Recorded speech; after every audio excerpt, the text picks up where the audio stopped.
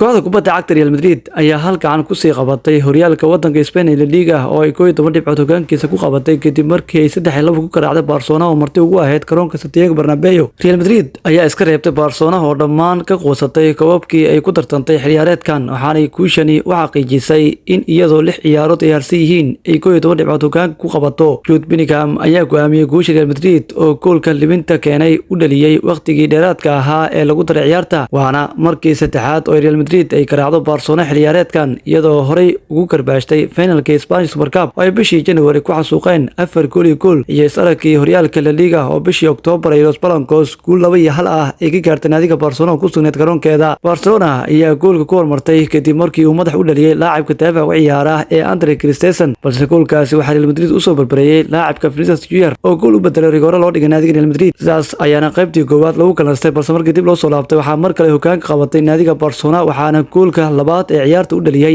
laacibka Fermin Lopez oo ciyaarta ka dhigay 2 gool balse Real Madrid ayaa ciyaarta soo barbareysatay qadii 73 waxaana goolka labaad ee barbaraha u keenay laacibka Lucas Vazquez. Ciyaarta oo sii dhamaanaysa oo ay socdaan daqiiqadii dheeraadka ah ee lagu daray Real Madrid waxay keentay goolka guusha waxaan u dhaliyay laacibka Jude Bellingham oo darbad xoogan lugta bidix ku dhameystiray isaga oo kubad ka helay goolka hortiisa. Guushan ayaa ka dhigan in Real Madrid ay yeelatay 81 dhibcood iyadoo 6 ciyaarood oo kaliya ay ka harsan yihiin xilciyaareedka waxaanay 11 dhibcood ka horeeyaan Barcelona oo 7 dhibcood haysata isla markaana fadhida booska labaad ee La Liga.